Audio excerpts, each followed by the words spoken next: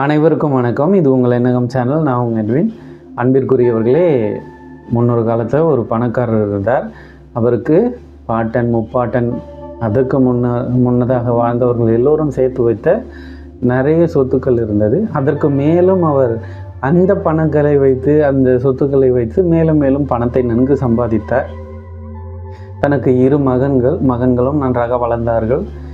இவர் வெளியில் செல்வார். நிறைய நேரங்களிலே பிஸ்னஸ் மேன் என்ன சொன்னோம் அப்படின்னா, வெளியில் நிறைய நேரங்களில் போவாங்க.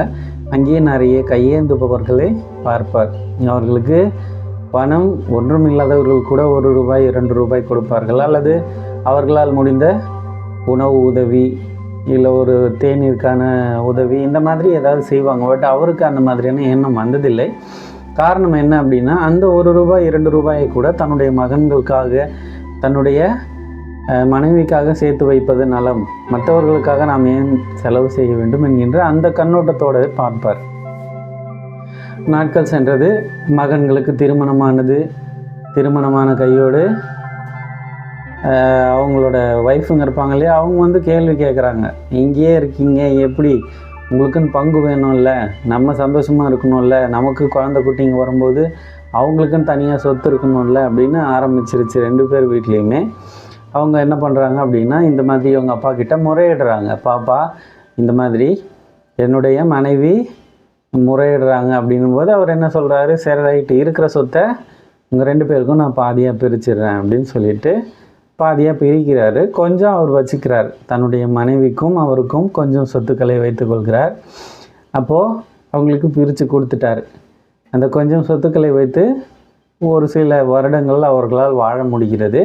அதற்கு மேல் அவர்களிடம் வாழ்வதற்கு பணம் இல்லை. அந்த அளவிற்கு தன்னுடைய மகன்களுக்கு இருந்த சொத்துக்களை பிரித்து கொடுத்து விட்டார். அவர்கள் நன்றாக சந்தோஷமாக இருக்கிறார்கள். இவங்களுக்கு சாப்பாட்டுக்கே வழி இல்லை. அப்போது என்ன பண்ணுறது அப்படின்னு சொல்லிட்டு தன்னுடைய பிள்ளைகளுக்கு ஃபோன் பண்ணி அவர் கேட்குறாரு. அப்போது முதல் பிள்ளைன்னு சொல்கிறான், 2வது பிள்ளை இருக்கான்ல, நீ அங்கே போய் கேட்கலாமே அப்படின்னு கேட்குறாங்க. அப்போ அவர்கிட்ட கேட்கும்போது, நீங்கள் உங்களுக்கு முதல் பிள்ளை இருக்காங்களா, நீங்கள் அவங்கக்கிட்ட கேட்கலாமே. இப்படி மாறி மாறி மாறி என்ன பண்ணுறாங்க அப்படின்னா, அந்த பெற்றோர்களை அலைக்கழிக்கிறார்கள். அவர்கள் ஒரு வேளை உணவுக்கு கூட வேறு யாரையாவது கையேந்திர ஒரு சூழ்நிலை வருகிறது. அந்த சூழ்நிலையிலே இவங்க 2 பேரும் முடிவு பண்ணி பக்கத்தில் இருக்கிற ஒரு அனாதை ஆசிரமத்துக்கு போயிடுறாங்க. கிட்டத்தட்ட பல வருடங்களுக்கு பிறகு அதே மாதிரியான ஒரு ஃபோன் கால் வருது. ஒரு லேடியே தான் பேசுகிறாங்க.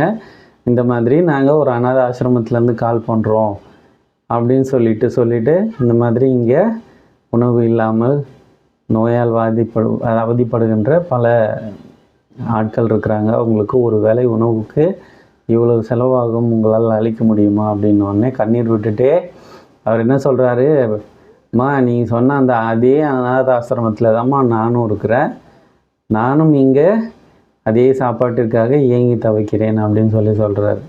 அப்புறமா தான் தெரியுது அவரும் அந்த பொண்ணும் ஒரே அனாத ஆசிரமத்தில் தான் இருக்கிறாங்க அப்படின்னு சொல்லிட்டு. என்னன்னா வினையோ தினையோ என்ன விதைக்கிறோமோ அதைத்தான் அறுவடை செய்ய முடியும். நன்றி.